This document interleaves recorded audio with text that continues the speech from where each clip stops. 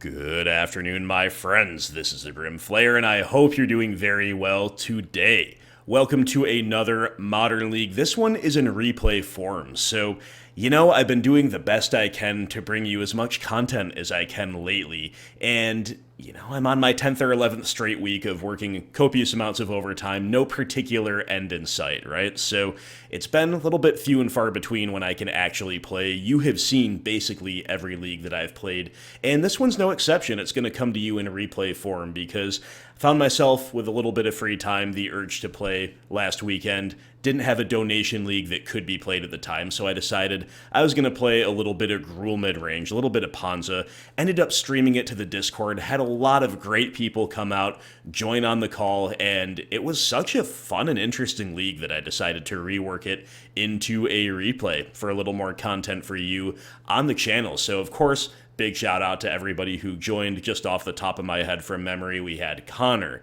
Mirabito, Dan, Control Freak, The Dogfish, Kyoma, Geek at Loin. We had, if I'm forgetting anybody, my apologies. We had a good turnout and proved to be a really interesting league with a lot of tight decision making and a lot of fun play. And admittedly, I did pick up Gruul because I was in search of something a little bit more proactive, a little bit more focused, and maybe a little bit more, quick games, easier decisions than, the middling results that I've had from the less proactive, less focused, a little bit harder to perfectly nail down, and admittedly bad variants as well in some of my recent black-based mid-range leagues, right? So my wish for some really simpler games, some more proactive plays lining up was not necessarily granted, but the gameplay was all the more interesting for it. As I say, it was a really fun time. I think you're going to have fun enjoying this replay here with me. So just a couple moments here on the list. Basically, I looked at the two most recent 5-0s, both of which were virtually identical, and made some tweaks to those. The main deck is exactly the same as those, with one notable exception. I have added 2 copies of Ragavan, Nimble, Pilferer at the expense of 2 mana dorks. Now, sometimes the list play Iggy, sometimes they play Birds of Paradise. I opted for Iggy, and I also replaced 2 Iggy with 2 Ragavan. And the thinking behind that is that a non-zero number of the time, Ragavan will be able to function like a better mana dork, right? It is enabling you to do what this deck wants to do, jump from 1 to 3 mana value by turn 2, and also, of course, accruing you more value along the way, advancing your clock, etc. So when Ragavan lines up, he is like a mana dork, but much, much better. When he doesn't line up, of course, he has a lower floor, but the thinking here is that 6 traditional mana dorks plus 4 copies of Utopia Sprawl is still a heck of a lot of consistency. So if you're in the blind, or if you know that you're against a deck that is likely to remove Ragavan T1, you can still play that Utopia Sprawl instead, or you can still play a higher floor, lower ceiling mana dork if you're not sure, a lot of the time.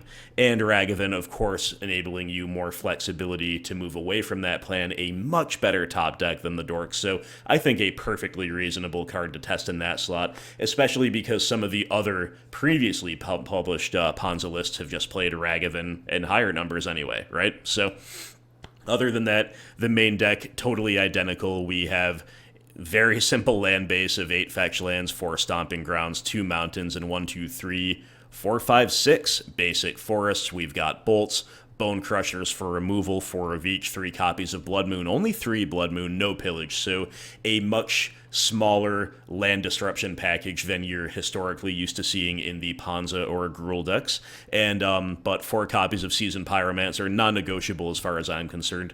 3 copies of Klothys, not all these lists play 3 of her anymore either, but she remains one of the most unbeatable cards in a lot of matchups when powered out on T2. 2 copies of Chandra, Torch of Defiance, 4 copies of Bloodbraid Elf, and the new MH2 addition to the main deck alongside Ragavan, 4 copies of Fury, where Glorybringer used to reside, and this is very powerful as far as I can tell, just by looking at the deck. Not an expert with this archetype, right? But the fact that Glorybringer is very, very good when it resolves does nothing to help you if you are dying before it resolves, whether it be because your opponent is too fast even for your ramp plan, or maybe you struggle to get your ramp plan off the ground for one reason or another. Fury enables you to really interact early, especially with small creatures, even if you're not curving out as you would otherwise intend to. And of course, hardcasting Fury, extremely viable in a deck like this, and all the more powerful if you're able to do so. So I saw the full 4 Fury and was like, you know what, I'm sold. I was kind of itching to play this archetype anyway, saw this list and was like, you know what, let's give this a shot. In the sideboard, I did make a couple of tweaks. So 2 Chalice of the Void, I'm going to begin by telling you what I did not change. 2 Chalice makes a lot of sense. In some matchups, you can bring them in on the play side and not on the draw. In other matchups, you could consider even bringing them in to try to host some 1-drops, right? But those are ancillary use cases. The main use case of Chalice is, of course, to beat the Cascade decks and, or at least try to Plummet.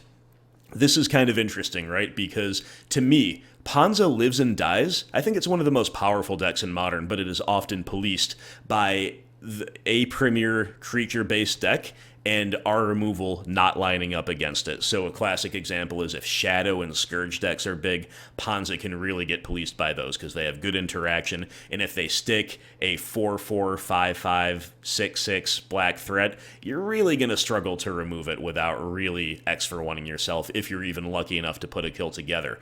Right now, instead of Shadow policing a deck like this, it is Murktide Regent, and those decks play a lot of flyers outside of that card itself, right? But Murktide Regent is the big one, so Plummet is a nod to that type of thing. I see it as probably the weakest card in the sideboard overall, but a good meta call, one that I did not see worth reversing. 2 copies of Obstinate Baloth is a good all-arounder in aggro and red deck wins matchups, and if you're against discard effects, of course, well worth bringing in there. 2 copies of Relic of Progenitus. We don't use the graveyard enough for Relic to be a big problem, the fact that it's symmetrical. So the fact that it is relatively asymmetrical, the fact that we obviously can't play Nile Spellbomb, that means this is pretty much best in class for that style of graveyard hate. I love it. 1 copy of Flame Slash is additional removal. We've got a Blood Moon, a Magus of the Moon, and Pillage. A little bit of a widespread in terms of the land destruction plan. We can double down on it post side. Pillage, of course, bleeding over into the artifact matchups, which are very common right now as well. So all of that, plus this 1 Ancient Grudge, was in the 5-0 list sideboard. What I've done is taken the 2nd Ancient Grudge and turned it into a Force of Vigor. We talked about this a bit on Discord. I think that Force of Vigor is a slam dunk in this deck because it's very, very hard castable, and it's very, very free castable. And most importantly, unlike Grudge, it gives you the chance to hit enchantments, right?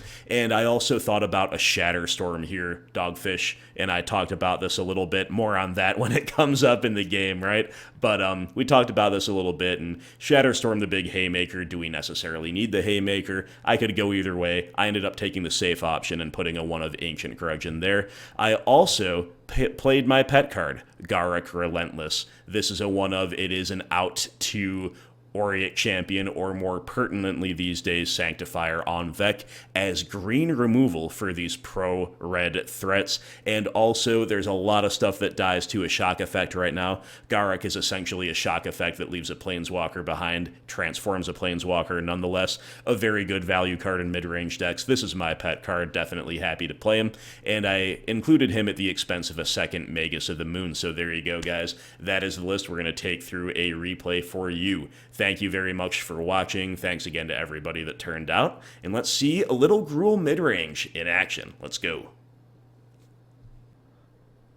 Alright, we're on the play against a Lurrus deck with a hand that goes nowhere fast, or somewhere slow, whatever you prefer. 5 lands, Spyro, Fury.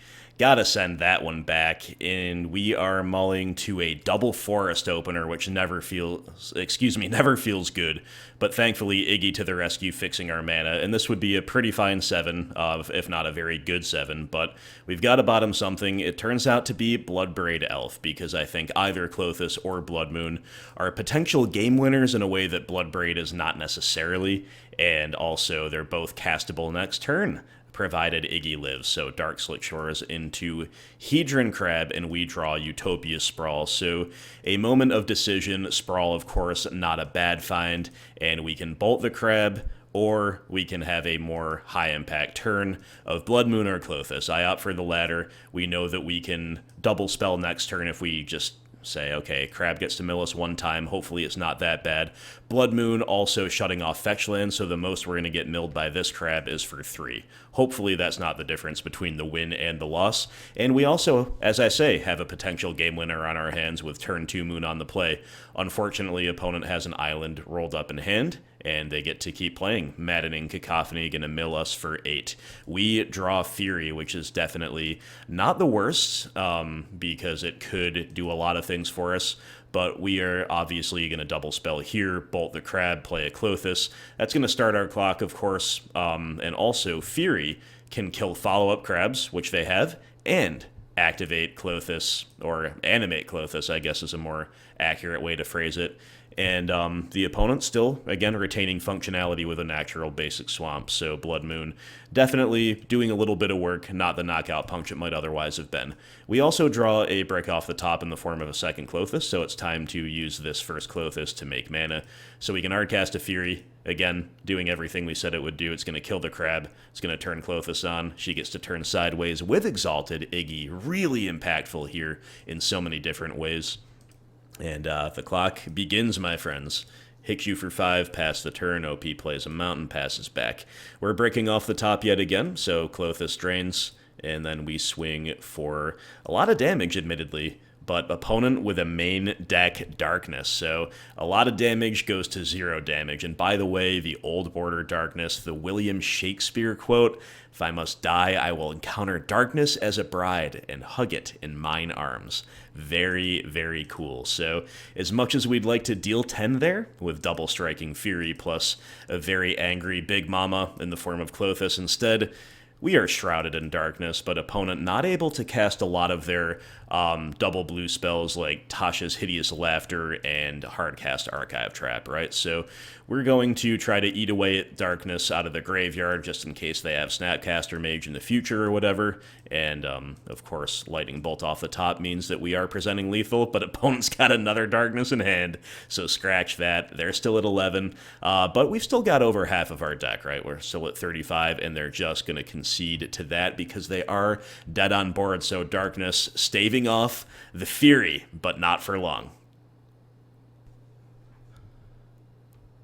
Alright guys, so I sideboarded a little bit differently against Mill every time I face them in this league basically, but the first time I was more conservative, we brought in a Flame Slash to kill crabs, and we also brought in a 4th Moon effect in the form of Magus, whom I rated more highly than the 4th copy of Blood Moon itself.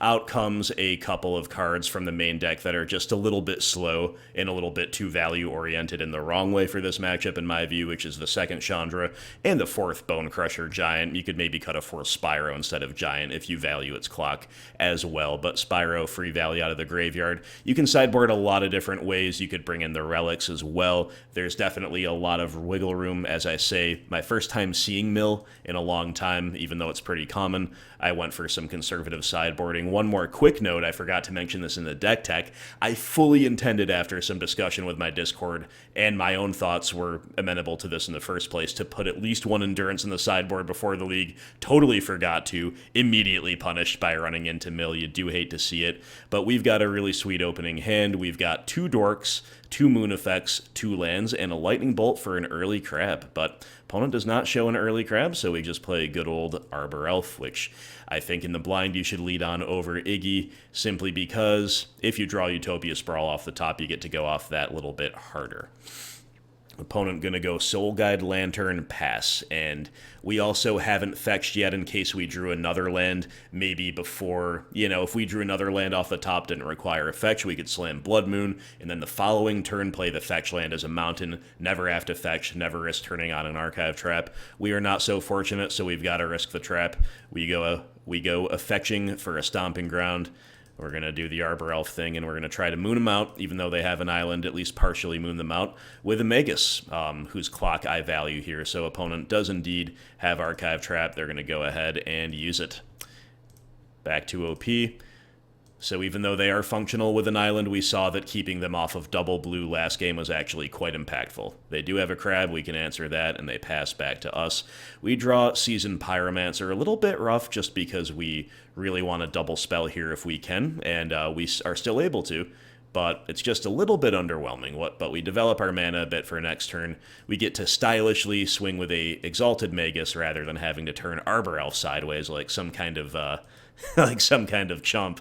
But opponent finds a second island, which is a little bit rough. Here comes Tasha's Hideous Laughter, the card that might just have put Mill over the top into the top tiers. It only mills 11 for 3, which is not bad, but it can certainly really ruin your day a whole lot of the time.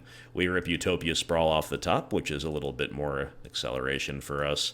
And then it is time to slam something, my friends, and I think you know as well as I do that in this case it's got to be Bloodbraid Elf. We Bloodbraid into Bolt. Not bad. Definitely not bad at all. So we'll take that 3 to the face, and we will also, if I could click accurately, turn a couple critters sideways, put the opponent to 8. They are not dead on board. We have them at a virtual 2, so they're dead to a few different things. But opponent's going to cast a Maddening Cacophony, mill us for 8, and then Visions of Beyond our graveyard has over 20, so it's a good old Ancestral Recall. I was just starting to feel pretty good because they only had one card in hand. You know, unless it's an Archive Trap or something, we can probably beat it, but OP definitely. With the refuel likely to kill us next turn, so in that case we have to try to kill them this turn before they kill us, so we're going to go for a Spyro, literally just trying to find Lightning Bolt, because that's going to be lethal if we do. We loot away a couple slow things, we find a couple lands, definitely not what the doctor ordered here, so no reason not to play Klothys, but we are at the opponent's mercy. Klothys comes down, OP goes to 3, and then let's see what they've got. Soul Guide Lantern cantripping gives us a glimmer of hope here, but then it's a Ruin Crab. Okay, only going to mill 3, no big deal. They need something else, and they have something else. It's Tasha's Hideous Laughter. We get milled pretty crazy. If Laughter is all they had, we would almost certainly have been dead, but they do the crab first for good measure, and that's going to do it. On to game 3 we go. Here on the play, we bring in all of the moon effects, cutting a couple Seasoned Pyromancers, and also bringing in a Relic. And Relic is, you know, high floor enough that it's pretty much always fine to play too. Now that we see opponent is at least on Visions of Beyond, and maybe we saw that earlier in Game 1, or maybe we could have assumed that, but now that it's been definitely confirmed, a Relic gets better, right? And it is also potentially shutting off stuff like Crypt Incursion, any kind of Snapcaster Mage, or similar effects they might have. So we are looking at a very interesting hand. We have fetch lands, which is not necessarily ideal. We have acceleration, which we always want, but the only payoff we have is Ragavan, who gets bricked by the big brother of the crabs, right? So it's definitely a bit of a borderline keep.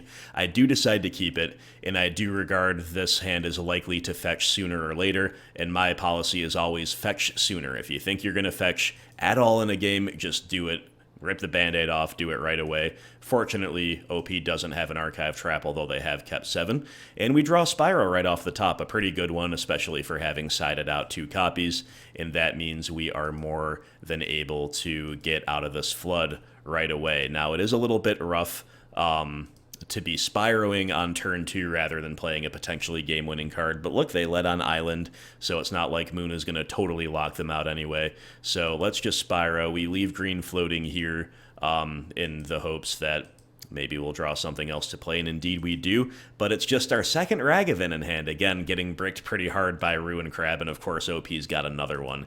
You do hate to see that. So the crabs are in action. They are getting to work. We need to find some lightning bolts. We need to find some big X for 1s off the top. Opponent's taking away some of our good top decks, but look at that. When we need a top deck, who comes to the rescue? That's right, old bordered Bloodbraid Elf. Let's go, let's go. So we're going to Cascade, of course, right away into Lightning Bolt. Never didn't have it. You'll love to see it. Bolting a crab, and look at this. We still have enough mana, enough juice left in the old tank to dash in Ragavan, Nimble, Pilferer, who of course is going to get blocked by the crab, but that allows us to force 5 damage through. Now, I even in my second main phase actually thought about just playing the second Ragavan and losing one of them to losing the other one, the dashed one, to the legendary rule, just because do I really need 2 in hand? Probably not. I opted against it because it can still be fine like Spyro Fuel if we draw the other one or whatever, but it is close. And if we draw another like really high curve spell off the top or a Spyro into other spells that maybe makes it so he can't play Ragavan, could live to regret that.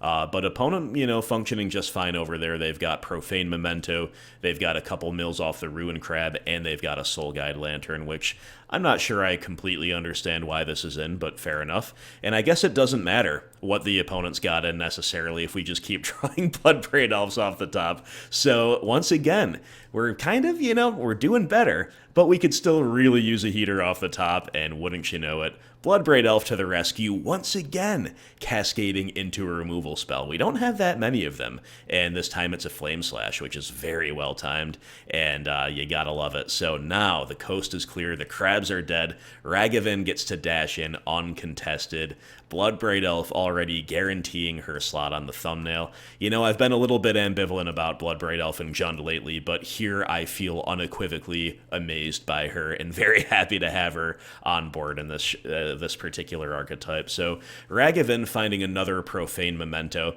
which might be a good one to take away from them depending on what else they have in hand. We neglect to play it. I don't think playing it does anything. Might as well just pretend we're holding up Stomp from Bonecrusher Giant or something like this, and then we pass.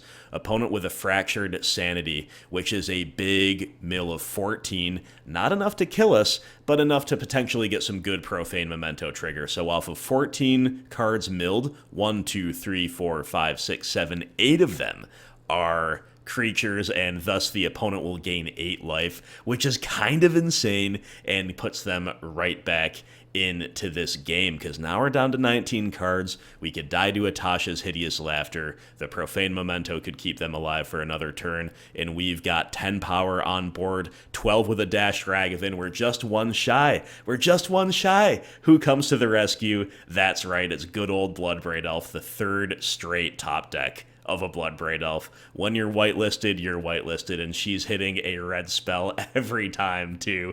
So, insult to injury, we're bolting them, we're dashing in Ragavan, everybody gets in on the party, an opponent is extraordinarily dead, thanks to, again, like we had the setup in place, we had some decent stuff going on, we just needed the juice off the top, and if any deck can provide the juice off the top, I guess it's a deck like this, right? Bloodbraid Elf OP, so a really feel-good win with some good variants going our way. But opponent, on a very powerful deck, mill is no joke these days, and every time they kept very functional 7s, very powerful 7s, they hit some high mills off of some high variance cards, and also they were pretty much naturally inured to Blood Moon, at least to some degree, every single time. So they really made us beat them, but beat them we did. Good job, Bloodbraid Elf. On to round 2 we go.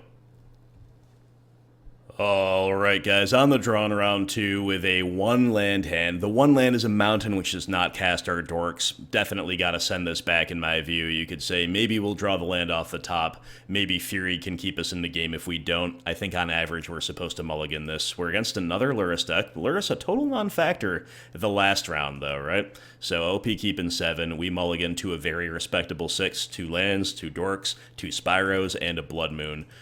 Tempting to play the value game, though it is from my mid-range background. I do think it's correct to bottom 1 Spyro here, giving ourselves the chance to moon them out of the game. But opponent going Plains into Esper Sentinel means that's probably pretty unlikely. And we draw land off the top, not the very greatest at the moment, but again, we've got Spyro to beat Flood, so we'll just have to try not to die to the opponent. And opponent going Silent Clearing, Springleaf Drum, turning Esper Sentinel into a Taxer and a Mana Dork to power out a Pure Steel Paladin. Now we need to find removal. We do not. We draw a second Blood Moon. That's a pretty feel-bad moment, not gonna lie. So the only thing we can do against this Hammer Time progression that we're not prepared for is play out a Spyro.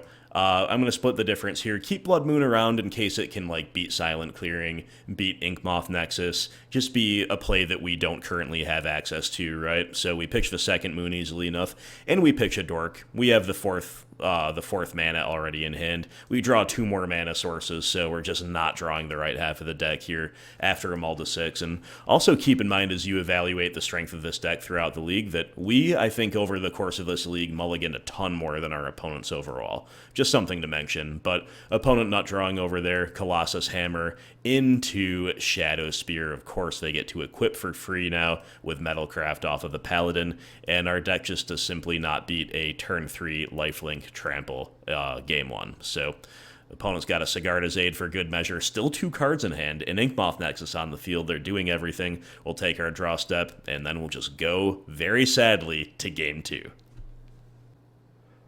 Alright guys, so against Hammer Time there's a ton to do. We've got Ancient Grudge and Force of Vigor as the 2 best cards, but we've also got Flame Slash, we've got Pillage, we've got Garruk Relentless, and we've got a single Chalice of the Void in on the play. You could also put the second one in on the play. I'm not against that. Just figured we might be in a few too bad top decks that way. Not exactly sure how to rate that. Not used to playing Chalice too much in my mid-rangey decks, right? And then we also have swapped out one of the Blood Moons we sided out for a Magus of the Moon, whose body is broadly more useful. In terms of what comes out, we've cut 2 moons, so we have 1 Miserly main deck Blood Moon in addition to that aforementioned Magus. And then we move away from the slower, grindier value stuff, the Spyros, the Klothys. Spyros chump blockers can be good, don't get me wrong, but I think we have enough bodies along the ground that we don't need to be that defensive, especially on the play. What we really need to do, though, is draw some lands, so we mulligan a no-land 7, and then we keep a fine but unexciting, no sideboard cards containing 6, and the opponent will keep 7. Definitely not what we like to see. And even though she's been so good to us, we bottomed Bloodbraid Elf. And hey, last time we bottomed a Bloodbraid Elf on a mull to 6, we ripped a bunch of them off the top. So you do love to see that. We'd welcome it again. But we're going for the nut draw of Elf turn 1 into turn 2, Sprawl into 4-drop, and that, of course, will be Chandra, Torch of Defiance. If the opponent presents a creature, that's definitely something that we can do, and we instead have a Klothys, so that's definitely not too bad, and I suppose we would need to have drawn a green source for that, right? So maybe I spoke in haste, so we don't have the option even to Chandra, so we have to settle for Klothys. We are not just going to bolt Ornithopter for the turn. We'll do that next turn, right? So definitely a bit of a missed opportunity there, having to operate off of basic Mountain as opposed to a second green land. An opponent once again not drawing us. They lead on Esper Sentinel attacks, and then it's Sigarda's Aid, Colossus Hammer, and we simply can't beat a 10-12 unless we draw one of these sideboard cards, and we don't. We draw land, so that's that. Some quick and dirty losses against Hammer Time, and you know what? I mentioned that creature decks, Shadow or perhaps Murktide Regent right now, the decks where their threats consistently can outscale even Flame Slash, that really punishes you for playing Gruul, and it really rewards you for playing black-based removal, anything from Fatal Push to Assassin's Trophy, right? I guess you can regard Hammer Time as partially that case simply because if they do hook up a hammer, you're not beating this thing with your red-based removal. Your kill spells do not line up. However, I don't think that's as much of a policing force on this deck, simply because we have access to some of the best artifact hate in the entire format. You can play everything from Shatterstorm to Collector Roof to the Force of Vigors and Ancient Grudges that we've got here. But if you mulligan and you keep like an okay-ish 6 and you don't see those sideboard cards, you can just get run over like this, and we sure did here today. So after a pretty close win in round 1, we just get smashed in round 2.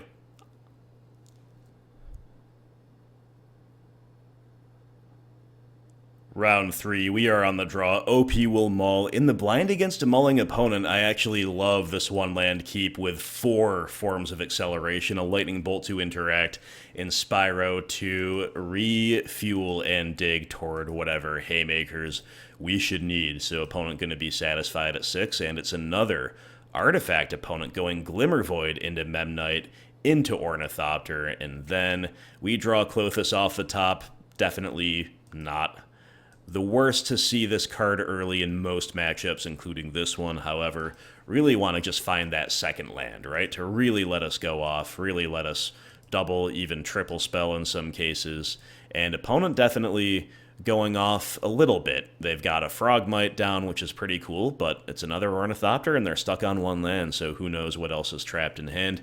Sadly, we don't draw the land. We draw a Bonecrusher Giant. Again, a fine card to see right now, but we are just looking to develop our mana. So after some debate with the crew, with the boys, we do decide the unusual line of naming green with Utopia Sprawl on a basic forest is warranted because it allows us the efficiency this turn. And now we have at least 2 red sources with Iggy, but we have 4 green sources with Sprawl plus Elf, right? So the balance is not good given how red our hand is, but if we draw another red source, it should be just fine. And again, it allows us to just develop our mana generally, never mind the color fixing this past turn.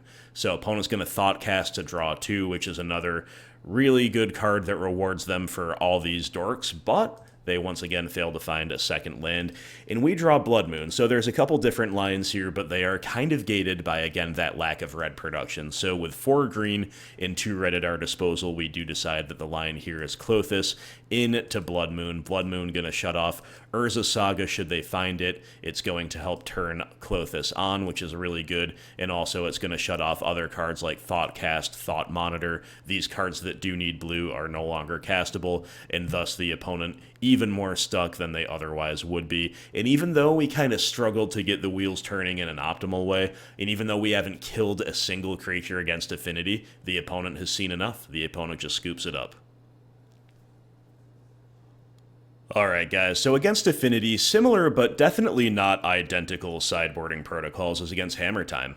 For one thing, we cut the Ragavans here because they're not as good here. Their hits are not as consistently castable as they are against Hammer Time. It's not as good to randomly pull a combo piece away. And also, you're a lot less likely to connect with Ragavan against Affinity than you are against Hammer Time. Finally, racing them is not as important because they can't just kill you out of absolutely nowhere from 10 to 0 with the infect counters, right? Or 0 to 10 more accurately. Instead, we are able to more reliably play a grindy game against Affinity. So to that end, we do cut a few grindy cards that maybe grind and not quite the right ways. So 2 Ragavan, 2 Klothys, and we also trim a Blood Moon, but we're still leaving 2 in.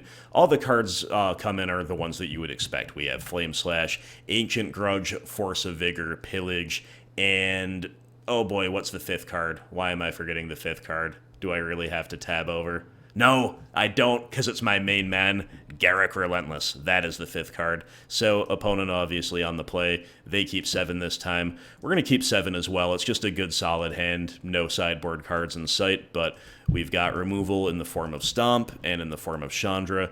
And we also draw Utopia Sprawl, so we're all set up for a turn 2 Chandra, should that be the play, and should our Arbor Elf remain unmolested. But will the opponent be so kind as to play into our nut draw? Well, they're going to go Ginger Brute into Vault Scourge. Vault Scourge going to tap with Springleaf Drum to Galv Blast the Arbor Elf, so never mind that. Opponent kind of going off over there, but in a much fairer way than when the Hammer Time deck goes off, you have to say. In any case, we have drawn a Mountain, not maybe the most necessary, but I suppose we'll take it. You could hold up Stomp here, but I think it's better to just develop our own plan rather than try to be really scared of theirs. And so to that end, we play Iggy, we waste the floated red, and back to the OP. And the opponent pulling one out of the old school Affinity Haymakers file with an etched champion. Definitely a pretty good one against us, you have to say. But we draw Lightning Bolt, which is a pretty good one in its own right, so no doubt about that. This was another debatable line, of course. Chandra take down, kill something, bolt another thing. We're going to lose Chandra on the crack back to X-Champion, but it's still decent value. But, you know, and there's lines involving Spyro, Bonecrusher, whatever. But instead, after a little discussion, we end up ticking Chandra up, using the mana to stomp Vault Scourge, holding up Lightning Bolt thanks to good old Iggy, and hopefully Chandra will have sufficient loyalty now to survive the crackback. Definitely seems like a decent play to me, although it is always scary to play a Chandra and to not get immediate card advantage with her, whether it be by -3ing or the other +1. So we'll see how it goes. And OP once again with another blast from the past, Arcbound Ravager. Most of us thought that Affinity decks right now aren't probably playing this card, but they prove us wrong here. We bolt Gingerbread in response just to give Ravager less food, and then we'll see what else they've got. Well, it is Thought Monitor, which is completely insane. We we were starting to think we're okay, you know, they're low on cards, whatever, but they play an evasive artifact that can pressure Chandra, pressure our life total, fuel Ravager, and of course draws 2 upon ETB. But they don't shove all in with Ravager on the X champion or anything.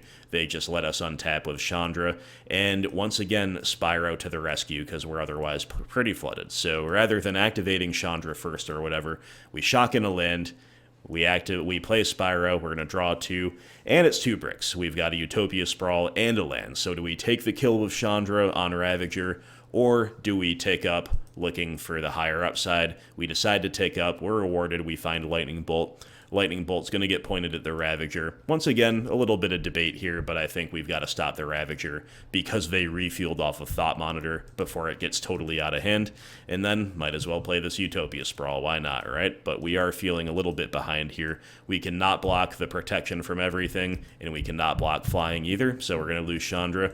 And as if that wasn't bad enough, they've got another X-Champion and a Galvanic Blast, a very efficient turn. We're dead on board. Unless we find one of our sideboard cards, most likely. So here comes Guess Who? Yet again, Spyro off the top to save the day. The deck's got a lot to do in that regard between Spyro and Bloodbraid Elf. Some spectacular top decks. And Spyro, speaking of the devil, finds us a Bloodbraid Elf. So it's very, very good value. However, the other find is a brick, and we've kind of got to bolt the Thought Monitor here off of the Cascade to stay alive. And we don't. We find another Dork. So a couple underwhelming hits off of our many card advantage engines, and our many catch-up cards don't quite catch us up. We're dead on board, so there's got to be a Game 3 against the good old robot nemesis. Okay, so now that we're on the play against Affinity, we have both Chalices in, and to make way for them, we've cut one of the Bloodbraid Elves, whose Cascades are getting a little bit worse the more heavily we side, and also shading away from Blood Moon with one more entering the sideboard. We have a miserly one of Moon in the main deck, and we go, once again, like we always seem to against these artifact-based decks, we're staring down like a decent hand that you probably can't mulligan, but we don't have any of our big sideboard cards, and we decided to lead on Arbor Elf rather than Utopia Sprawl for the highest upside. An opponent going 5 spells turn 1, including a Galvanic Blast for our Elf, definitely punishing that a little bit. So we go ahead, Utopia Sprawl for red, and then we decide to kind of keep them off of their affinity cards as best as we can by main phasing a stomp. We're going to either get the Ornithopter or a Welding Jar. Either way, we reduce their affinity power, but they just let Ornithopter die, which I actually thought they might, keeping the Welding Jars around for higher priority targets. And they've got another Ornithopter where that came from. They get to play an affinity card in the form of Frogmite anyway, and scarily they have Urza Saga as well, so even though they've only got one card in hand, could be a big haymaker. We could be losing to the Saga by itself. We've got very little going on, and we have even less, or I guess exactly the same is another way to look at it, after we draw yet another land. So it's either Klothys or Giant. We just play the Klothys here and pass to the opponent, pray for a miracle. And you know what, guys? It's actually kind of a miracle, because even though we're not doing much, and even though the opponent's start was really explosive, they don't have a third land, which is huge. That makes all of the difference. Instead of making 2 constructs plus tutoring, whatever, and then ending on 2 lands at least, they're going to make 0 constructs and have 1 land after it's all said and done. The very low floor of Urza Saga coming back to bite opponent, even though it's one of the most powerful cards in their deck, and probably one of the reasons their deck is viable. And look at that. We might flood, we might break, but you know, sooner or later, Spyro is going to come to the rescue. So Klothys is going to start the clock here. We're going to get a land down, and then that's right, Seasoned Pyromancer time. Let's see what he can find us. We're going to lose the Stomping Ground, and we're going to find another Spyro and an Arbor Elf. So we're going to keep chaining some bodies together and try to find the cards that really win us the game. But if nothing else, hopefully these will keep us in the game. Thanks once again to the failure of OP to find a third land. Urza Saga bites the dust, Darksteel Citadel will take its place, and then opponents tapping pretty heavily for a Nettlecyst, which is just kind of a big dumb body right now. Definitely could become problematic in conjunction with a flyer or with some of their protection effects, but right now we look like we have the bodies to stymie it pretty well. Klothys drains, we draw a brick off the top, but that's okay at least for the moment because Spyro makes everything better. Klothys is now active, and we draw some real fire here. We've got Bonecrusher Giant and Garruk Relentless in hand. We could play Garruk right now, or we could do something else. And after a little bit of discussion, we decide to just kind of slow roll the Garruk a little bit, wait for something that's perhaps more of a must kill, and we just play a Bonecrusher Giant. We can seal a little bit of info this way, and on top of that, which might be really crucial, we get to hold up Stomp, just in case the opponent tries to re-equip Nettlecyst to Ornithopter and start the clock. We can untap the Sprawl Forest with Arbor Elf, stomp it in response. Opponent finds an Inkmoth Nexus off of the Thought Monitor, who is the bane of our existence. This is their Seasoned Pyromancer, right? And then they find X-Champion, so both players just kind of going crazy here. Klothys is indestructible, warding off their attacks really well. So do we want to be mana efficient, or do we want to hold up Bonecrusher Giant? I think we have to hold up Bonecrusher. And look at that, we're going to draw another forest off the top, so we're rewarded for the patient play. We're not punished for having too many spells to cast and not enough mana with which to cast them. And here comes the main man. Here comes my pet card, Garruk Relentless. We're going to tick down. Obviously, they're going to sack a Welding Jar to protect this. It's not ideal, right? But Garruk does get to transform. Hopefully, we can protect Garruk next turn, and he can at least get a 2-for-1 and at least keep stalling the game with whatever he is able to tutor for us. So, Springleaf Drum is notably tapped with Phyrexian Germ, which means they're definitely going to try to re-equip Nettlecyst this turn. And look at this, they're just chaining Thought Monitors together. Pretty rough stuff. Opponent finds a land, they're going to activate Inkmoth Nexus, and then they're going to tap 2 to re-equip Nettlecyst, indeed. So, in response, here comes Stomp from Bonecrusher. Opponent gets to protect it with their last Welding Jar, so the Welding Jars are down and out, but Regenerate means that Inkmoth Nexus has to tap. We are spared for 1 turn what would otherwise have been lethal. Klothys once again making their attacks terrible. They're not even good anyway without Nettlecyst on the Germ. So we're playing off the top, and look at that. As we're playing off the top, yet again, Bloodbraid Elf to the rescue. Klothys Drain is really starting to add up, by the way. So we're going to begin on Bloodbraid Elf, see what we cascade into before we decide what to do with Garruk the Veil Cursed, and we're going to hit a brick. So we've got a lot of really good hits, a lot of really bad hits off of our top decks and cascades combined. That's just kind of the Gruul life, kind of the Ponza thing. You got to learn to love it, right, if you're going to play a deck like this. So Garruk, of course, the Veil Cursed, we can tick up to make a Wolf with Death Touch, but we cannot afford to do that. The ground is very well clogged up as it is, so we need to cash in one of our creatures to tutor another one. It's going to be revealed and put into hand. I make the argument that it's actually better to lose Spyro than Arbor Elf here for a variety of reasons, including the token's flashback and the ability to cast this Bonecrusher from exile while also still holding up Stomp via Arbor Elf. And then we decide that, our attacks here are actually kind of decent with Nettlecyst not equipped. X-Champion has a free block on something, but they don't have great blocks otherwise, and they're either going to try to double block to kill a Bonecrusher while getting the free block on Klothys, or they're going to take 4, or they're going to do what they did and chump with Ornithopter. And hey, any artifact dead there is pretty darn good if you ask me. So back to the OP, Springleaf Drum. Not a very good one for them right now, not that necessary, and they are just going for the Nettlecyst equipped. Remember, they know about our Bonecrusher Giant, so Garruk tutoring that means they know it's not safe to try to equip Inkmoth and swing for lethal. Instead, they're going to try to race us, getting in for an unblockable 10, which is pretty good. But again, the amount of pressure Klothys has put on, the amount of blocking Klothys has done, and the fact that Klothys has buffered our life total so much has been immensely important. And we just draw Ancient Grudge here for the win. Now, I got to kind of tell you a funny thing before we show you the win.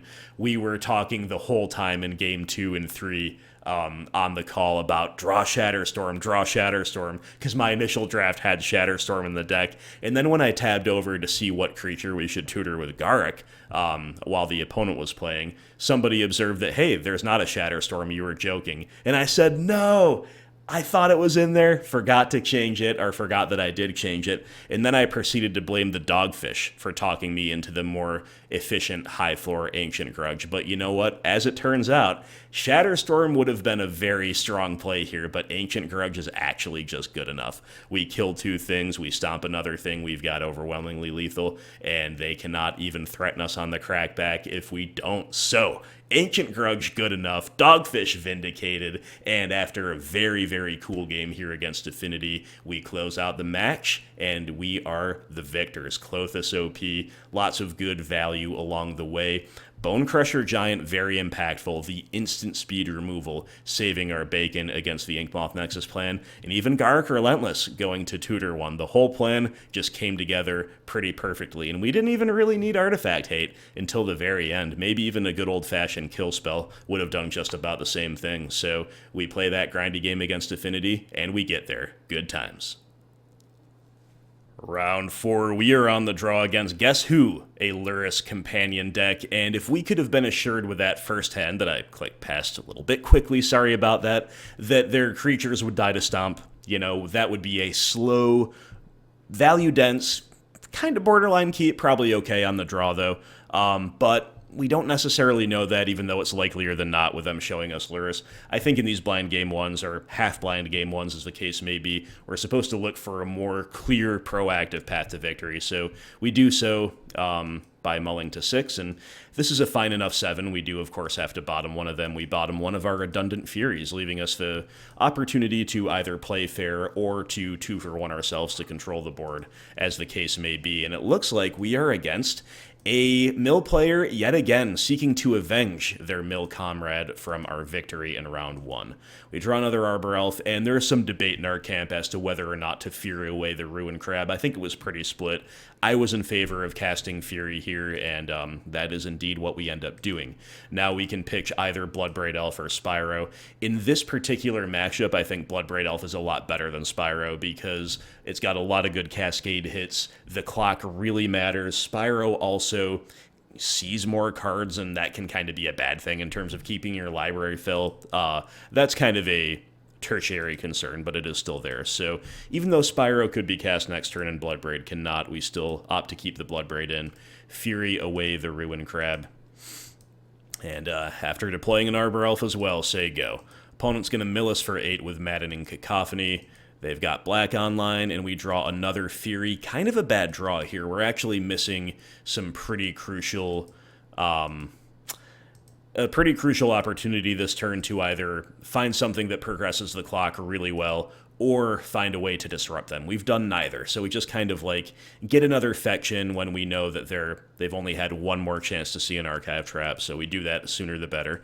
And then also, you know, Arbor Elf ensures Bloodbraid Elf next turn, but a kind of underwhelming turn, a bit of a missed opportunity. And opponent will fetch up a second island, making a prospective Blood Moon off of Bloodbraid pretty bad, and cast Tasha's Hideous Laughter. As we know, as we've said, the spell that really has made mill very powerful again, and they're going to go ahead and mill 18, which is pretty insane. Definitely hate to see that. We draw Bonecrusher Giant, okay, definitely decent, right? But Bloodbraid Elf it is, and we Bloodbraid into Spyro. And, you know, we get a lot of tempo here, we get a lot of board presence, and we Spyro into Klothys and Bloodbraid, so we are actually really going off here. But we are down to 20 cards in our library. Let's see what the opponent's got.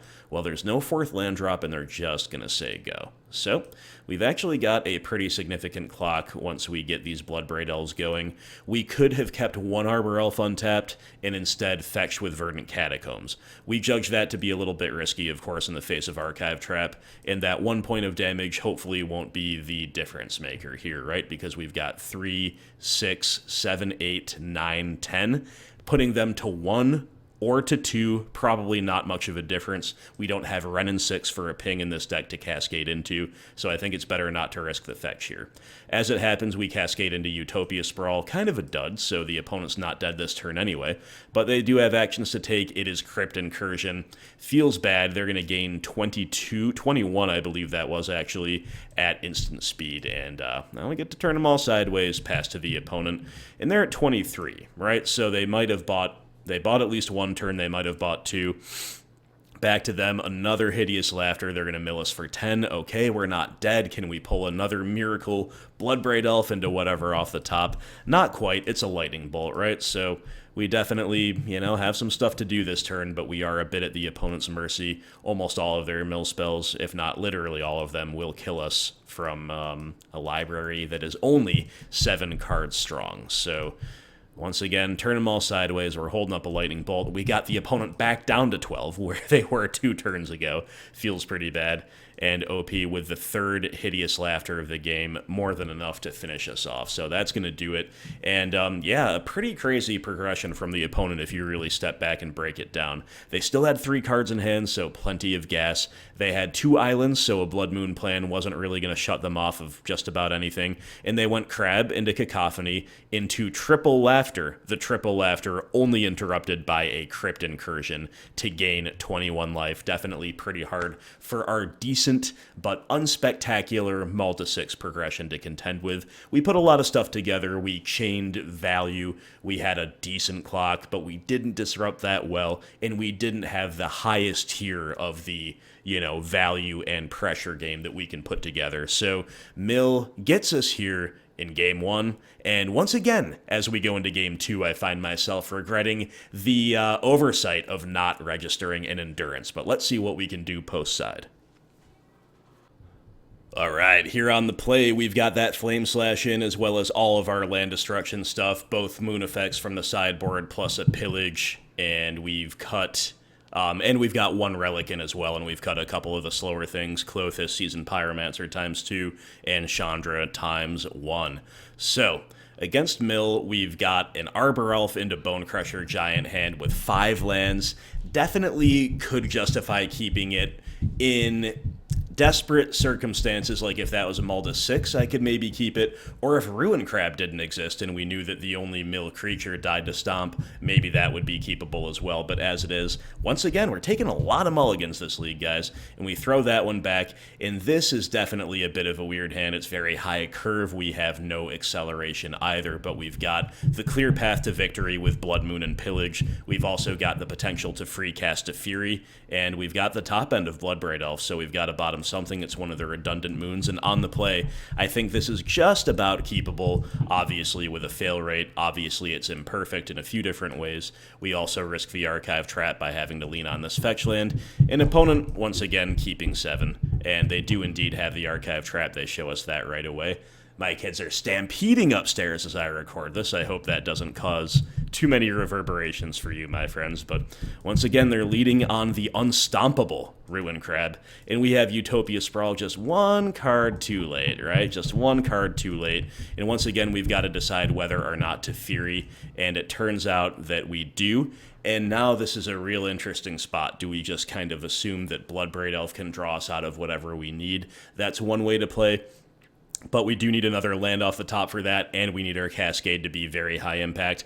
On the other hand, we could say, all right, we've got Pillage for their basic island, and we've got Blood Moon to try to win the game. And we do opt for the land destruction plan. So I think being low on resources, we have to hope that our cards do disproportionate amounts of work. And Bloodbraid Elf can do that, but obviously Blood Moon can just be complete and total lights out.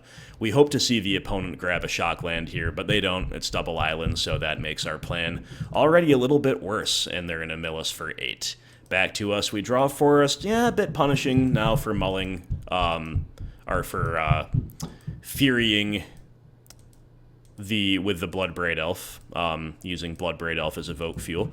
Now opponent will show us a shock land after we pillage a basic, and they're going to shock it in, and they're going to pass. So now's our chance to lock them out of black, and lock them out of double blue to our knowledge with a Blood Moon. Will it resolve? Let's find out.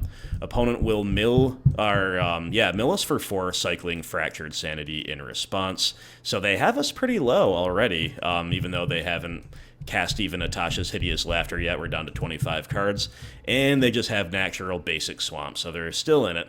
Our last card in hand is Bloodbraid Elf, and before they even let us untap, they're just going to main phase a Crypt Incursion, playing around any effects that we might have, and that is a disaster because they have milled a disproportionate number of creatures, and they're going to go from 17 life all the way to 50, and suddenly our Lightning Bolt, which looked like an okay way to start closing the gap, looks pretty poor, and wouldn't you know it, we draw another one right away. So nothing like it. We need like X for 1 recursive value permanents right now to take advantage of the fact that they don't have double blue. We need to start catching back up. We're just drawing a couple lightning bolts, okay? How about something new off the top? Nope, lightning bolt number 3. So we've had our share of good Bloodbraids and Spyros off the top, but right now we're just getting the deal 3s, which, again, in the face of a very good Crypt Incursion, not really cutting it.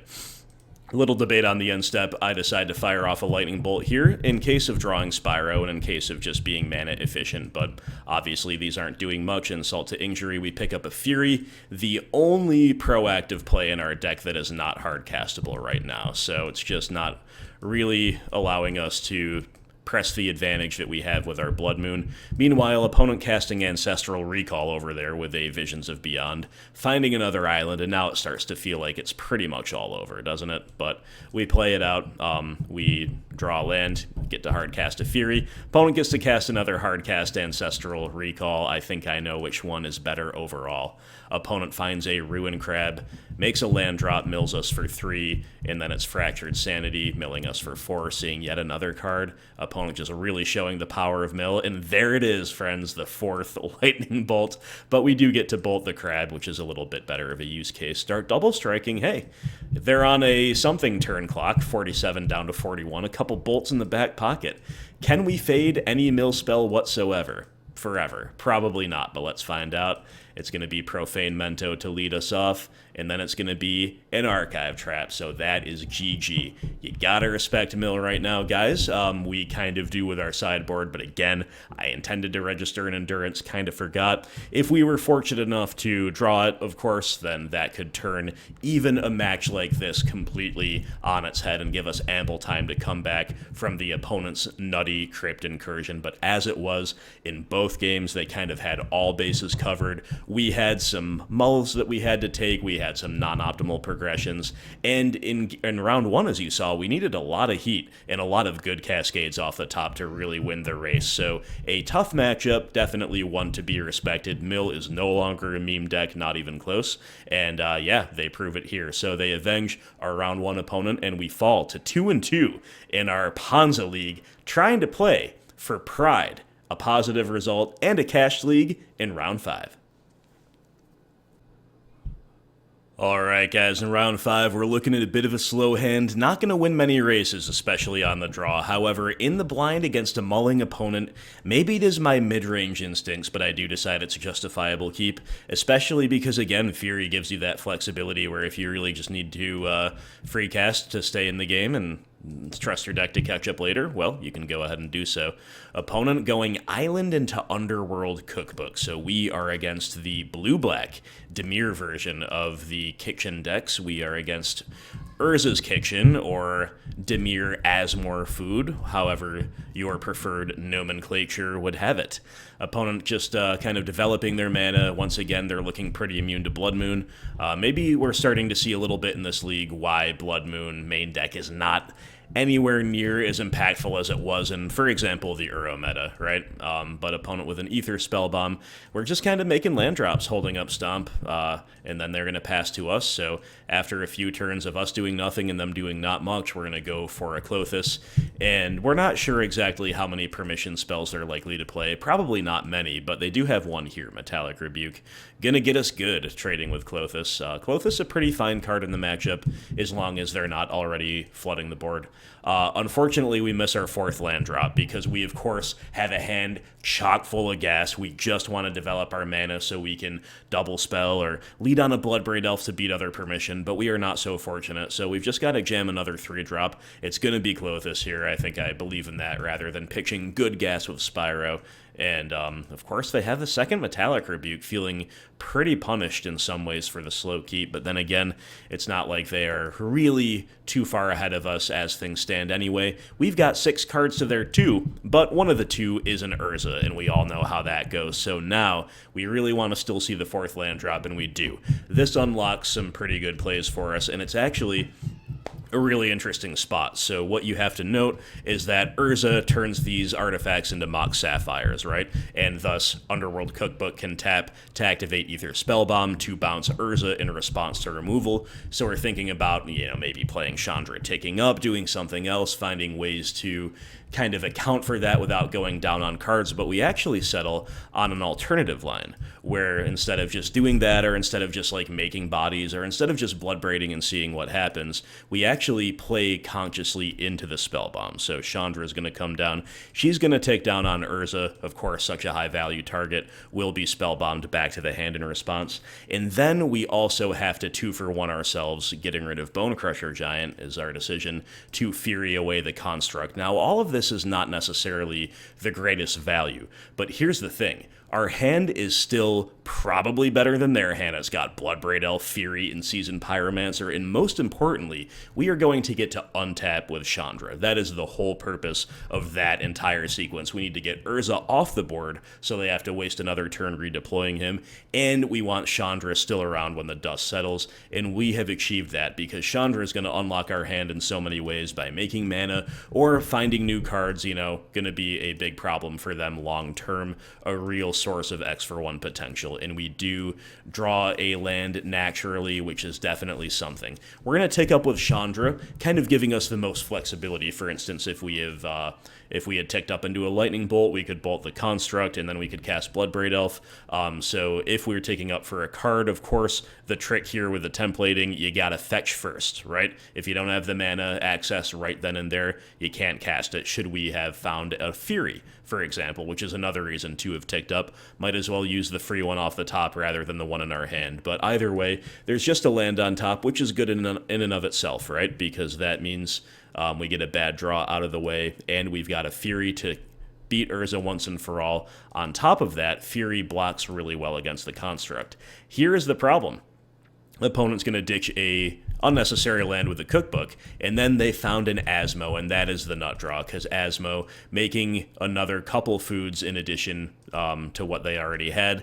The food gonna take care of the Fury, and then the construct gonna take care of our Chandra. So that Asmo kind of turned our game plan on its head. Another thing to watch out for is that these cookbooks can be sacked to buy back an Urza at some point. So we definitely still have a lot of headaches presented to us here by the opponent, but we're going to kick off with a good old Bloodbraid Elf. Bloodbraid is going to hit Spyro. We're a little bit punished maybe for not playing the Arbor Elf out first, but once again, if we loot into bolts, exactly bolts, will be really rewarded for that. However, we do not. We loot into a Forest and a Blood Moon. A couple of relative duds, but Spyro and Bloodbraid Elf, pretty high floors. We are able to apply pressure, and opponent just going to untap and pass. And look at that. When one Spyro doesn't find you what you need, just draw another one. Just draw another one. So we get to dump the whole hand here. Leading on Blood Moon, that'll resolve. Following up with a Spyro, he will resolve. Let's go. We've got Ragavan and Bonecrusher Giant. A couple of relative, again, underwhelming hits, but we are really churning through the deck, developing a really strong board state, giving ourselves reason to believe that we can win the long game against an uncontested Asmore. The opponent will find a Thought Monitor. This was the bane of our existence against Affinity, proving to look similarly here. And Thought Monitor will find Oval Chase Daredevil, which is the big synergy card with Asmore, and another Thought Monitor. So opponent just going totally nuts over there. They're like, okay, you want to see some recursive value? You want to see some value generation? Let's show you how it is done. We will draw a land off the top, not especially exciting, but Stomp is going to get to at least take care of one of these flyers. We get to deploy another giant as well, and then we could cast Ragavan just for a body. It was posited that maybe they would kind of panic and spend food to remove it. It's also possible that we're going so wide here that we benefit more from holding him in the back pocket for dash purposes, and maybe they start trying to turn the construct or the Thought Monitor sideways, and we can have a better attack with an unsuspected Ragavan, right? So lots of corner case decisions, but of course opponent making a ton of food, finding the third Thought Monitor, just complete insane value generation over there. And if that wasn't enough, how about another Urza into a construct? The constructs are 10/10s. Opponent's going to finish off with a Pithing Needle, naming Chandra Torch of Defiance, tapping the food for mana. But wait, there's more. Soul Guide Lantern, gonna exile our Spyro. They are taking care of everything that we could possibly manage. And the coup de grace here, my friends, after they swing for 2 and pass back to us, is that what comes off the top but the second Chandra in our deck. Opponent with a genius moment blind naming Chandra with their Pithing Needle. And that right there, you know, maybe we could chump block for a little bit. Maybe we could play it out. I think they earned the win with that insane turn and, most importantly, the Blind Needle. Very strong play from opponent. Very strong display from this Urza Asmore deck. You can see why it is such a force in the meta. And now we've got to try to find a sideboard plan that can take him down twice in a row. All right, friends, so on the play, we've got Pillage, Grudge, / both Chalices of the Void, and a Force of Vigor. And so we are leaning heavily into the artifact destruction. And a lot of these other cards, like the Relics, could definitely be in. And a lot of the cards besides Ragavan, who's pretty poor, that we did trim around the edges on are totally reasonable. 1 Klothys, 1 Fury, 1 Bonecrusher. And even 1 Lightning Bolt, right? We're just adopting a certain type of play. We're being very proactive, but also the highest possible density of artifact removal on the play here. That is our game plan. It might change on the draw if we take him to game 3. And what do we think about our opening hand? Well, I think it is a keep. We've got Utopia Sprawl, T1 into Pillage T2. We can bolt an early Asmo. We've got Fury and Spyro in the back pocket. It is a pretty sweet hand, you have to say. And opponent gonna cycle a couple Raves looking for the namesake card. Unable to find her, they're gonna play a Soul Guide Lantern and say go. And we're gonna say, all right, we're going old school Ponza mode on the play. Pillage your land. We have 3 mana, you have 0 mana. Can you come back? Opponent going to play a Delta, pass, not cracking it, perhaps playing around another Pillage. And look at that, just when we need an obvious proactive play to make, how about another Bloodbraid Elf off the top? I think that'll do just fine. Let's see what she can yield this time around. Bloodbraid into Klothys. This is true Ponza mode, my friends. Again, it is turn 3. We are casting 7 mana worth of spells that are very hard for the opponent to beat. The opponent operating off of 1 mana, it's very unfair. They've got some basic lands, they've got a couple dorky artifacts, they are inured against Blood Moon and blah blah blah, but feeling very confident right now. Emery's a good card, Bone Shards, of course, going to take care of Bloodbraid Elf. Okay, some good stuff, right? Some good stuff, but they're already also down to 12, right? They've actually slowly, or I guess subtly, not particularly slowly because it's only turn 4, they have subtly lost a lot of life points over the course of this game already. And we draw a land off the top, enabling us to just go Fury while also training them.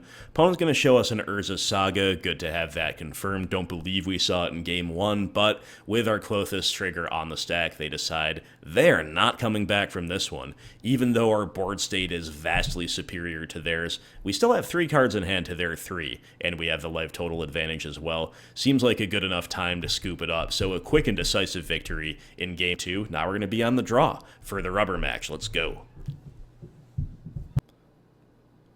Okay, friends, so our plan changes significantly on the draw. The Chalices are back out. They're so much better on the play. And we are also adopting a little bit more of a defensive posture. We've got the Relics in to eat away at their graveyard and to crack in case of emergency. We've got the 4th Lightning Bolt back in to bolt those early Asmores. Again, just respecting their game plan and our answers to it a little bit more because we'll be on the back foot most likely on the draw. We also cut a Bonecrusher Giant as well and a Chandra Torch of Defiance, just a couple things that can be a little clunky, a little slow on the draw, and that makes room for the stuff that we want to do. Now, the opponent will mull to 6, which is really nice, and that informs our decision here. We are looking at a 1-lander that has a fail rate, but does it really? Because we've got double Sprawl and an Arbor Elf, we've got Fury, we've got Lightning Bolt, we've got Klothys. I think this is actually a pretty powerful 1-lander if we've got to be looking at a 1-lander. Might as well be one a lot like this, but OP gonna stay at 6, not mulling to Oblivion or anything. We draw another Fury, and then there's some debate over whether or not to lead on Elf or Sprawl. We don't necessarily have an enormous payoff for in terms of a single card in hand for leading on the higher risk, high reward elf. It's not like we can go turn 2 Chandra or Bloodbraid Elf with this hand yet, right? So we just take the safe line playing Sprawl. We draw another Arbor Elf. This is actually a little bit punishing, right? Because it's just kind of like, well, we don't draw the third land, or the second land, which we would need to either way. And now we just have a little bit of an underwhelming turn where we just end up playing the elf and exposing it to removal anyway. But no land off the top, no fun for us. Still no land, but at least we're untapping with the elf. At least nobody's messed with the elf or the Sprawl. And now we get to make even more mana. Actually, if we had led on the Sprawl, would have had 1 more mana to work with. That was my clicking error, I believe. And so we could be deploying a relic here, basically, in addition to everything else we're doing, but we're still having a really good turn until the opponent rebukes our Klothys. Very rude, and makes me wish that we had the stray mana for that relic even more. Not that we could disrupt the Daredevil loop this turn without them extra mana open, but still would have been nice. That said, our elves are still kicking on turn 4, and now we've got all the mana we need. And we're going to lead on a Fury. Pretty nice to resolve a big threat, but not necessary. It's like good if it resolves, good if it doesn't. This is going to draw out an Aether Gust. I think that's totally fine. And we have another Fury in hand, so we decide to bottom that in search of more interaction, in search of like different proactive threats. And we do get to get this relic down. We'll activate it right away. We'll activate our second elf for the purposes of winning the battle on the stack should we need to compete over interesting things next turn, and pass to the opponent. Now for the next little while, we will be playing chicken with their Oval Chase Daredevil, who we really need to answer at the right time. I do feel some urge to crack the relic for value, but we gotta trust in our deck. We're Ponza, we've got such good top decks. Continuing to just slowly relic them and make them make the first move, that's definitely not the worst. So we could try to cast another Fury like we did last turn, but this time it feels okay because we've got yet another Lightning Bolt. Feels okay to just say go and say, we've got a handful of removal, we've got the relic ready to be cracked. You make the first move, OP. And they have missed a land drop or two, so definitely behooving us in that way as well, although here comes the 4th land. And because they haven't done too much, we kind of know what's coming. We kind of know that they have Urza himself in their hand, and they just needed that 4th land to make him happen. And with Urza down, the construct is a 4/4. There's no easy, clear lightning bolt target, so we do get time walked a little bit here unless we want to double bolt something. We decide not to. We're going to play more of a value game, worry a little bit less about tempo, and then it is time, make another land drop, and it's a red land. That's actually not the very worst, right, because our hand is so red, and because this is such a crucial turn. But here comes Fury. Fury, hard cast, very, very nice, taking care of Urza, and leaving a 3/3 double striking body behind. And then we're just going to pass once again, playing chicken with their Oval Chase Daredevil and that Underworld Cookbook, that whole synergy. Opponent going to ditch Daredevil with the Bone Shards, just an incredible synergy to take care of our Fury, so opponent keeping pace with us, no problem, but there's also no second Urza, which would have been scarier than them simply removing our Fury. And then they're going to make an attack with a Construct, and we're at 17. We could just take the hit, but this is actually a pretty interesting chance to force action, and after a lot of debate and a lot of deliberation, this is what we end up doing. We assign the block with Arbor Elf. Still in the blocking phase, we're going to activate Arbor Elf to untap the land. Now we've got both lightning bolts held up, and now we're going to make the first move, bolting their construct. Now they can grow it, but this forces them to take some kind of action. So they go ahead, they make a food token, we're going to bolt the other one, and now they're going to ditch Daredevil, and now's our chance to crack Relic. We get the Daredevil out of there, and we have had to use both of our Lightning Bolts up on Construct, but the way it all plays out, both Lightning Bolts resolve, we're still in blocks, and our Elf actually lives. So while a Bolt is probably higher value than an Elf at this stage of the game, it's still a way to recoup some of the otherwise lost card advantage, and we get to clear out their entire graveyard, including Daredevil, we get to beat their entire board, and we get to see a fresh card. And who might it be? Well, it's a very familiar face, a very beautiful familiar face, might I add, Bloodbraid Elf, and I'm so excited that I just cast her. It was pointed out, I think, by Control Freak that maybe by Kyoma, can't remember, that maybe we should have played Relic first in case we cascade into good old Spyro, because if this league has showed us anything, where Bloodbraid goes, Spyro is not far behind. But instead, we're just going to find Iggy. No harm, no foul. We get to play another Relic, which is a really good way to kind of have the interaction that we needed in the back pocket. Iggy providing us style points, we get to swing Exalted rather than having to tap Arbor Elf like a scrub. And opponents trying to rebuild, they're going to cycle a Street Wraith, find a Mishra's Bauble. They're basically just cantripping. It's a little bit of treading water, a little bit of air from OP, giving us the chance to just simply untap. We're on the front foot, and anything can happen from here. But guess what? Guess what? That's going to happen, right? Anything can happen, but what's going to happen, actually? We're going to draw another X for one. Seasoned Pyromancer. Let's go. Spyro off the top. Never feels too bad, and, once again with this deck, the top decks can be completely insane. The other top decks off of the good top decks can be pretty poor, like another Mana Dork and a Fetch Land, right? Nobody's trying to see those at this stage of the crucial game, but that's okay. We're still presenting lethal exactly, or maybe by 1. We're presenting an attack for 8. However, the very floor of their turn is that they can crack food the old-fashioned way to stay alive. And just as we saw in the first game of this match, right at a crucial deciding point of the game, they're going to find an Asmore, and that's actually pretty scary. They've got Urza Saga as well. She's going to tutor up another cookbook, and that's definitely a way for them to stay alive for a little while and eventually start taking over the game if they can stay alive, but they are totally empty-handed. I think that gives us the all-clear to crack Relic, and we are definitely in need of it because the draw step would have yielded a mere Stomping Ground. So seeing one more card lets us dig to the goods, and that's right, it's another Bloodbraid Elf. Let's get it. Bloodbraid Elf going to cascade into Klothys, definitely feeling like that was a knockout punch. Shouldn't end the game right away, but should be pretty hard for the opponent to beat that over the course of a long game that, a couple bricks into a couple of good things backed up by the Asmore. You could see them stealing this game, but now we're going to turn them all sideways. Opponent going to take a block there, going to crack food to stay alive against a potential lightning bolt, and then they're going to untap. And they've got Urza Saga able to make a construct. Let's see what we can do. The trade actually behooves us in some ways, right? Klothys is going to have something to chow down on, and the top of our deck is all out of gas, not going to do us any more favors, but OP's down to 2. We've got the indestructible attack of Klothys.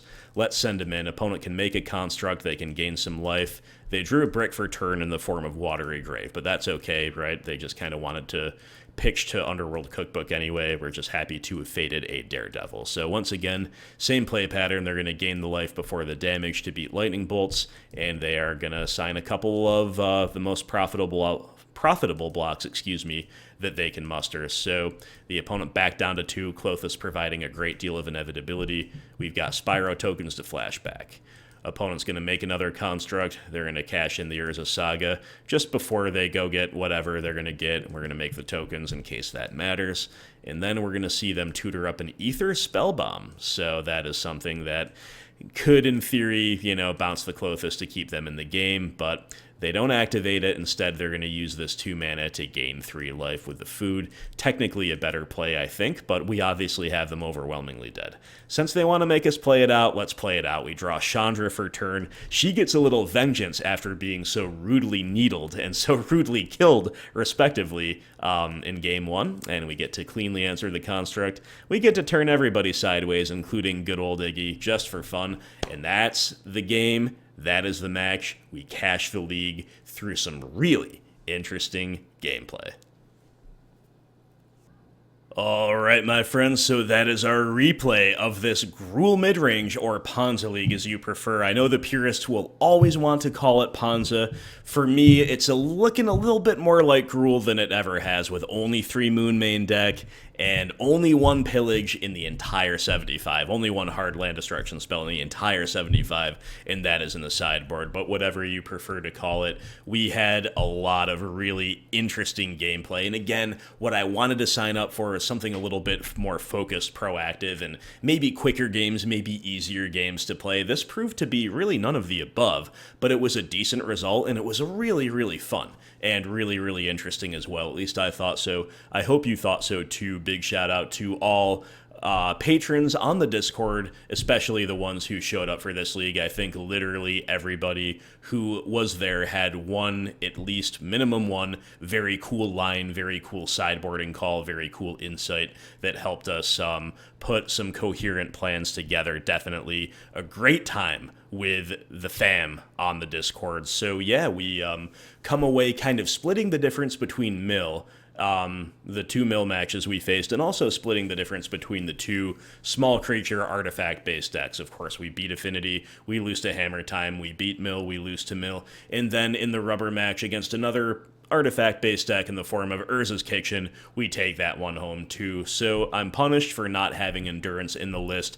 I intended to from the beginning, as I've said multiple times, and I am only even more convinced of that after having faced Mill a couple times. But from day one, when I was evaluating Endurance for BGX, I said, this card's really good. I think people are underrating it, and I think it's even better in a deck that can hardcast it on turn 2 and that has a lot of green cards to pitch to it, and that would be a list like this, especially if these Raggies are a couple of Iggies, right? That becomes even more consistent with the turn 2ing Endurance or the free casting, depending on what you need. And I think Endurance is a pretty good fit in the meta overall right now, a great addition to this list. I definitely want to fit 1 to 2 in there. I think 1 could compete with, some of the Relic type cards, or maybe if we don't deem the moon effects as necessary, we could shave a Blood Moon or a Magus. And if we wanted a second, maybe it could compete with a Plummet, because, of course, Endurance is good against the decks that Plummet is going to come in against as well. So something to think about for you. The artifact hate slot remains an open-ended question to me. I think Ancient Grudge, Shatterstorm, which we ended up omitting, and Force of Vigor are all roughly of equal power in a shell like this. I think there's some room for preference or for your own specific play patterns or local metas or what have you. And of course, we don't have really activated abilities of artifacts either, so Collector Roof is an option as well. You're just not necessarily maximizing the power of your ramp with a card like that, because you just kind of cast him for 2, doesn't really get powered out ahead of curve, but nevertheless a very powerful option. The Ragavan switch, switching out Ignoble Hierarchs for Ragavans, didn't pay off really this league. I think it was pretty good one game against Mill in round 1, and that was definitely relevant, but that is about it. At the same time, it didn't prove to be a liability. At no point did we open on Ragavan and were punished for it not being an Ignoble Hierarch, so it kind of came out in the wash. It's something that I thought makes a lot of sense for the reasons I explained in the deck tech, and maybe it's something for you to try. You can take it, you can leave it, maybe I'll experiment with it again, maybe I'll play this deck in general again. If I had more time, I definitely would have just run it right back with maybe the tweak or 2 that we mentioned with Endurance, and potentially considering a Shatterstorm as well in place of a Grudge. But in any case, I thank you so much for joining me. I look forward to reading the comments below. Let me know if you like replays. I do occasionally do them, but it's very occasionally now. I thought this one would make for a good replay, would make for a lot of interesting things to pause on, and other things that don't need to be dwelt upon like we did in the league. We just get to go quickly by them, right? So I thought this was a good candidate for replays. Every now and then, a donation league recipient will request a replay. In general, I try not to do them so much anymore, but if you like hearing me retrospectively looking back over some of the lines and stuff like this, please let me know in the comments below. Give it a thumbs up if you enjoyed it, and of course, let me know what you would do with this list or what you're doing in general with Gruul / Ponza at the moment. So thank you again for watching. I will talk to you guys in the very near future for more gameplay. I think we might have another co-play Gruul League coming up, but not Gruul Midrange and not Ponza. We're looking at maybe a Gruul Delirium deck. Should be very, very intriguing. I hope to see you for that, and I will talk to you soon.